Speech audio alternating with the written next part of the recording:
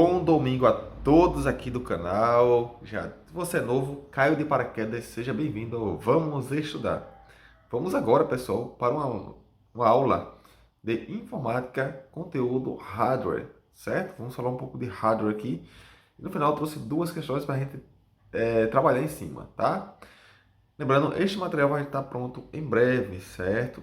Então, quando estiver pronto aqui o material de informática, eu aviso a vocês, ok? Vamos lá. Isso aqui, pessoal, serve para todos os concursos que cabem em informática, tá? Porque hardware é um conteúdo bem genérico. Quando é informática, sempre cai este tema. Um conteúdo tranquilo, tá? De estudar. Não é muito difícil. E vamos lá para as introduções aqui. Bem, o que seria hardware, né? É a palavra hardware, né? É de origem inglesa e é utilizada para definir as partes físicas que compõem um aparelho, tá? Hardware é tudo aquilo, pessoal, que a gente pode tocar, certo? No computador. Gabinete, teclado, mouse, monitor, impressora, tá? Tudo isso é um hardware, certo? Seja ele um computador, uma televisão, um celular, etc. Então, todo aquele aparelho que usa tecnologia, que você pode tocar nele, é um hardware. Bem, todo aparato computacional o qual podemos tocar é chamado de hardware. Só isso. Na ciência da computação, a disciplina que trata de soluções de projeto de hardware é a arquitetura de computadores. Temos aqui, né, como eu disse já, exemplo de hardware. Temos o monitor, temos o teclado, gabinete e mouse. Vamos falar em breve sobre dispositivo de entrada e saída, tá? Que é um conteúdo muito importante que sempre despenca em provas. Aqui, componentes de um computador. Os componentes do computador são as peças que o formam, desde os facilmente visíveis, como o monitor, até os menos visíveis, tá? Como circuitos elétricos e chips. Nesta seção serão apresentados os componentes internos do computador, né? Mas vamos aqui ver um pouquinho da imagem de uma placa-mãe, tá? Bem detalhado aqui. Bem, como disse, né? Hardware pode ser tanto equipamentos, né? Muito visíveis, tá? E aqueles bem pequenininhos que são praticamente invisíveis, né? Que você não se importa muito e não tem tanto contato, né? Então, tudo isso aqui, pessoal, que a gente tá vendo aqui são peças de hardware, tá? Tudo isso aqui são hardware. Ó, tem uma bateriazinha, tá? Tem a fonte, tem o slot da memória RAM, tá? O socket, tudo isso aqui faz parte do hardware, tá? Computador. Lembrando, hardware é tudo aquilo que a gente pode pegar. E o que não pode pegar no computador, mas que a gente vê, é o que? É um software, tá? Então tem a diferença de hardware e software. Hardware é aquilo que você chuta quando tá com raiva. E software é aquilo que você xinga. Bem? Mas isso é papo para mais tarde. Vamos aqui falar um pouco das fontes, né? Conhecer.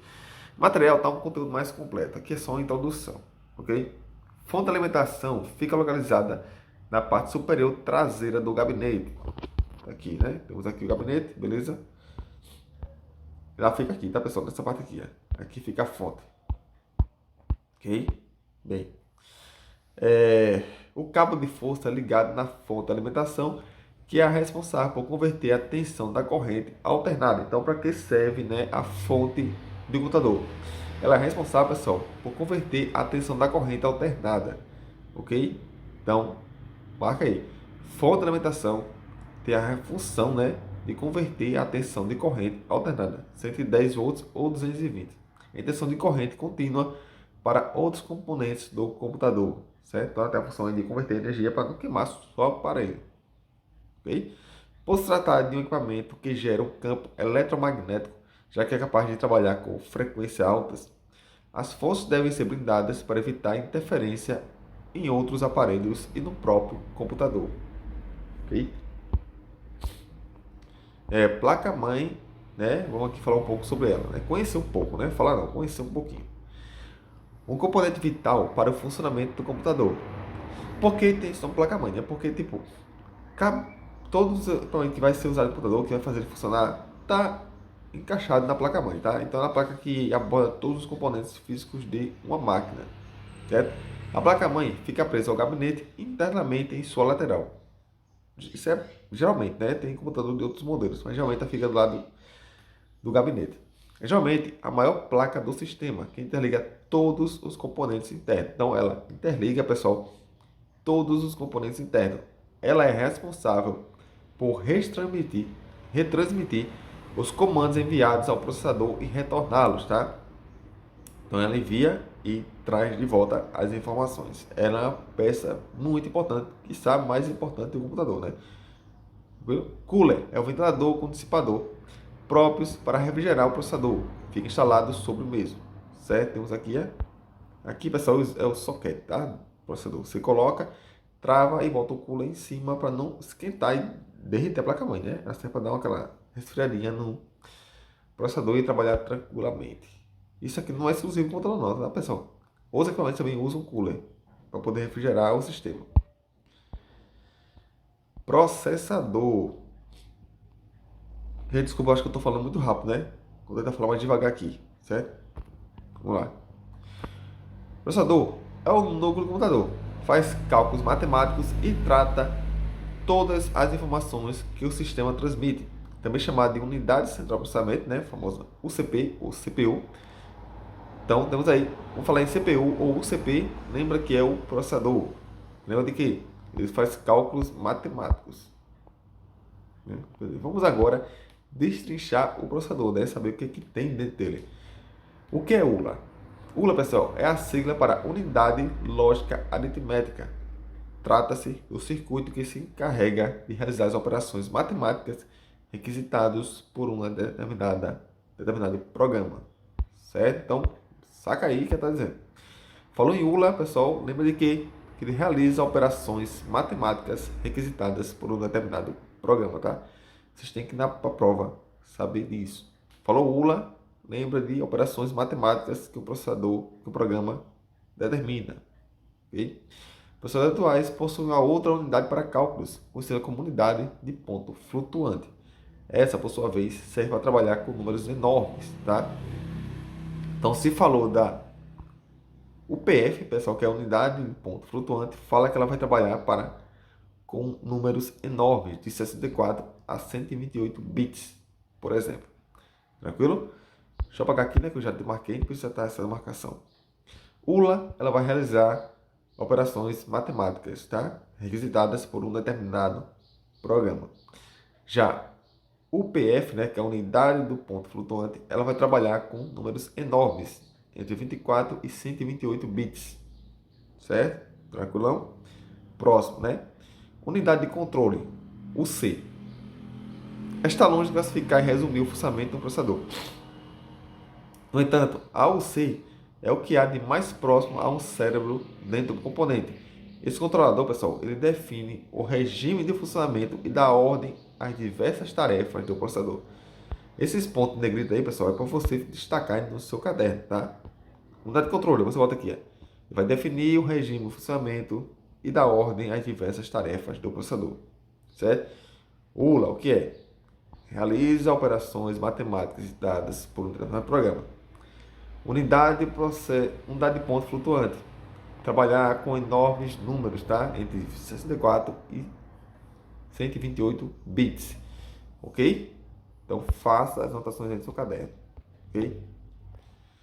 Cache, pessoal. Cache é o espaço onde as informações podem ser armazenadas dentro do processador. É como se fosse a memória exclusiva dele, tá? O dado o volume de trabalho que a CPU enfrenta, neste espaço são alocadas informações constantemente requisitadas. Então, o que é um cache? Ele é uma memória que vai armazenar aquelas informações mais usadas pelo processador. Por quê? Porque senão o processador teria que ir lá na memória RAM pedir a informação para depois encaminhar novamente para o processador. Lembra que há um caminho, tá? Entre o processador aqui e a memória RAM, certo? Há um caminho aqui, longo a ser percorrido a informação. Então, para que a informação seja processada mais rapidamente, o processador guarda aquelas informações mais usadas já dentro da sua própria memória, que é a memória cache, tá? Que é a memória ultra rápida. Então, ao invés de estar indo... É com você, tá? Você pode estar indo toda hora na esquina, né? Você guarda espaço na sua casa. Você está indo na esquina e voltar, na sua casa não tem informação. Isso é feito, pessoal, como forma de ganhar tempo. Armazenados no processador, esses dados estão rapidamente acessíveis e não é necessário executar uma varredura em disco ou na RAM, certo? Então, essa memória cache serve para poder fazer que o processador não fique trabalhando muito, né? Não fique perdendo tempo procurando informações em outros lugares, já estando dentro da sua própria memória, que fica dentro do processador. Registradores são a memória do processador. A memória mais rápida que existe no PC são os registradores, tá? Veja bem, você já entendeu que este microchip é altamente especializado sobre os dados e processos no regime de entrada e saída de informações que faz que o computador ou tablet, videogame, GPS, enfim, todo equipamento funcione, certo? Falando em registradores, vocês têm que saber que elas são a memória do PC, pessoal, e ela é a mais veloz de todas, tá? Memória cache falou o quê? Fala em memória, tá? Que é a memória do processador, a memória cache. Para saber o que faz com os dados, contudo, o processador precisa de instruções. É isso que está armazenado nesse tipo de memória chamada de registrador. Diversas regras que orientam a ULA a calcular e dar sentido aos dados que recebe. Ok? Temos aqui duas informações importantes. Memory Magnet Unit, MMU. O Memory Magnet Unit, né, é o responsável pela coordenação do funcionamento da memória, tá? Então grave isso aí nessa tela. Falou em MMU, lembra que ele é o responsável pela coordenação do funcionamento da memória. O processador, pessoal, só pode ser rápido se a memória RAM acompanhar. Então tem que trabalhar em conjunto, né? O processador e a memória RAM tem que trabalhar em conjunto. O MMU é o recurso que transforma as instruções lógicas virtuais em endereços físicos nos bancos de memória. A memória, o MMU, é o recurso que transforma, pessoal, presta atenção nisso, as instruções lógicas virtuais em endereços físicos nos bancos de memória. O processador varre a memória atrás de dados e instruções. E o MMU é o recurso que anota onde cada informação do sistema está hospedada na memória. É ele que diz, pessoal, onde o processador deve procurar. Então, ele é como se fosse um cão de caça, tá? Eu vou tentar a imagem aqui. Lembra do MMU, pessoal? Lembra que ele é um cão de caça lá do seu processador. Tá? Ele vai dizer onde o processador deve procurar, tá? Lembra aquele cão de filme que fica cheio de uma coisinha para procurar o bandido na série?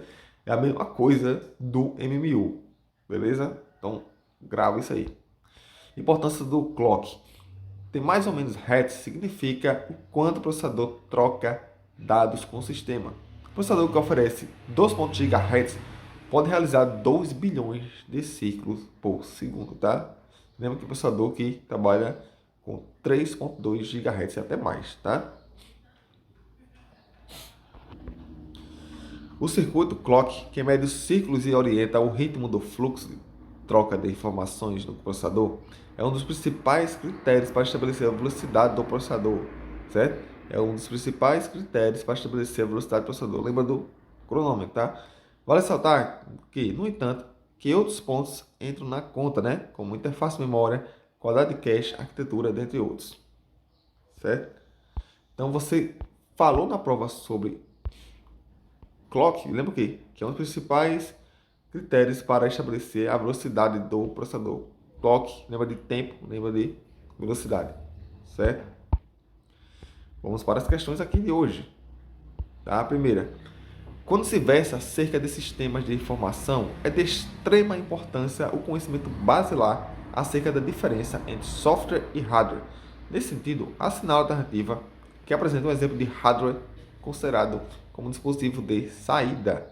Letra A, teclado. B, memória. C, sistema operacional. D, monitor. Letra E, navegador de internet. Vai lá, pessoal, 15 segundos na tela para vocês pausar o vídeo, responder e volta aqui.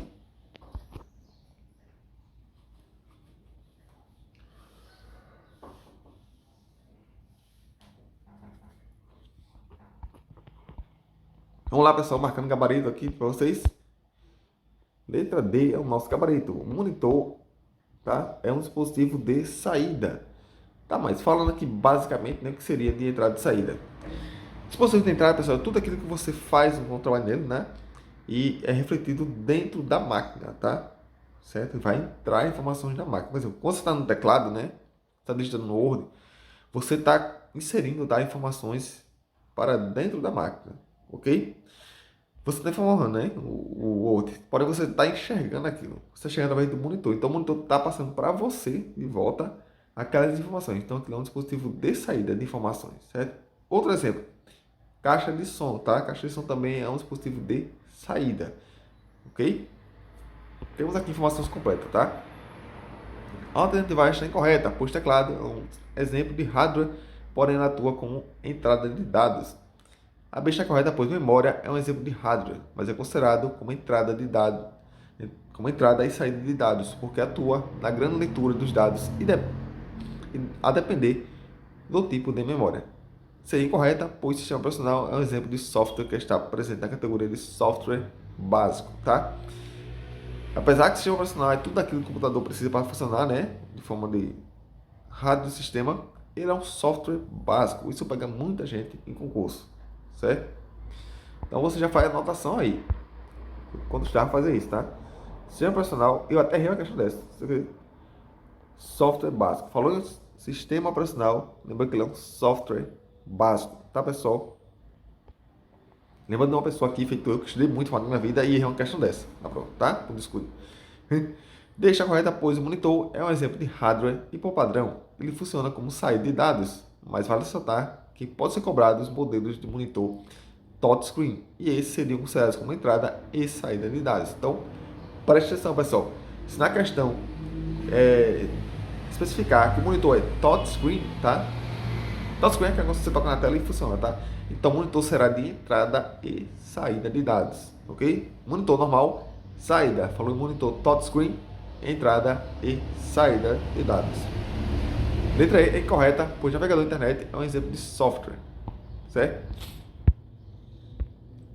Questão 2 aqui, vamos embora, e a última de hoje. Assinale a alternativa que não apresenta um tipo de memória. Letra A, RAM, B, ROM, C, CPU ou D, EPROM. Minha aula aí já respondeu essa questão tranquila, né, para vocês. Mas vamos lá. 5 segundos aí vocês pausarem o vídeo, responder e correr para o abraço. Já marcou todo mundo? Sei que sim, né? Muito fácil a questão. Se você marcou CPU, acertou, beleza? Temos aqui, de forma resumida, os componentes da CPU. Vamos lá. Temos o clock, ele define a frequência do processador. Hertz, né? Ciclos por segundo. Exemplo, 1 GHz é igual a 1 milhão de Hertz. O clock define a frequência do processador. Então, vamos aqui anotar novamente, né? Bem resumido. O clock define a frequência do processador. O C, que é a unidade de controle responsável por enviar os dados da memória RAM. A unidade de controle é responsável por enviar os dados da memória RAM, tá? Memória principal para a CPU. ULA é a unidade de lógica aritmética. Ela é responsável por fazer as operações aritméticas e lógicas, tá? Ela é responsável por fazer operações aritméticas e lógicas. Registradores são pequenas e rápidas. São memórias CPU pequenas e rápidas. Tranquilo? Memória cache, ela é mais lenta que os registradores, porém, ela é mais rápida que a RAM. Então, ela é mais rápida do que a RAM e mais lenta que os registradores. Os registradores são memórias mais rápidas do seu PC, ok? Vamos aqui para o tipo de memória, né? Para a gente saber a função de cada uma delas, né? RAM, a memória de acesso aleatório, a RAM, é uma memória de armazenamento temporário, ou seja, do tipo volátil, e armazena informações para a execução de aplicativos em uso e também permite a leitura delas. Ela é chamada de acesso aleatório, porque o processador pode acessar qualquer local de memória diretamente, sem precisar ler todos os dados armazenados antes dele, como é o caso das memórias sequenciais, ok? Então, a Read Access Memory, memória de acesso aleatório, tem esse nome porque o processador pode ir lá procurar exatamente onde ele quer a informação e trazer de volta, tá? Sem enfrentar fila, tá? Sem ter que olhar todos os dados já inseridos na memória RAM. Lembra que a memória RAM é volátil, significa o quê? Que assim que você desliga o computador, ligar, ela vai estar zerada, tá? Não vai estar gravado nada nela, ok? Até porque se ficasse gravado, teria que trocar a memória RAM quase toda semana, né? ROM, Read Only Memory, o nome já diz tudo, memória de apenas leitura, você não pode acrescentar informações nenhuma nela. A memória principal acessada diretamente pelo processador. Os dados já vêm gravados pela fábrica. Além disso, as memórias RAM são de acesso aleatório, ou seja, permite que as informações sejam acessadas de maneiras não sequenciais. Então, a mesma função da RAM, né? O processador pode ir lá, buscar a informação contida em tal bloco, ir direto e trazer de volta, ok? A EEPROM, a Erasable Programmable Read Only Memory, tá? A memória EEPROM destaca-se por não ser volátil e permitir que o usuário a programe. Além disso, é possível apagar os dados por meio da exposição à luz ultravioleta. Outro ponto interessante é que a EEPROM é reconhecida pela janela transparente no topo do pacote, que permite a entrada de luz ultravioleta para apagar a memória. Básica, né? A gente quase não vê diferença entre a ROM, né, e a EEPROM. O que difere das duas, pessoal, praticamente, né, a olho nu, né, é essa janelinha aqui, tá?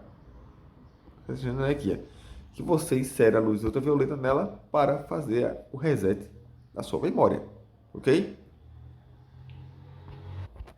Então, vou ficando por aqui, pessoal. Espero de coração que vocês tenham gostado desse vídeo, tá? Se vocês quiserem a continuação, deixa aí no comentário parte 2, tá? Pede a parte 2 que eu trago pra vocês. E até amanhã, se Deus quiser. Fui!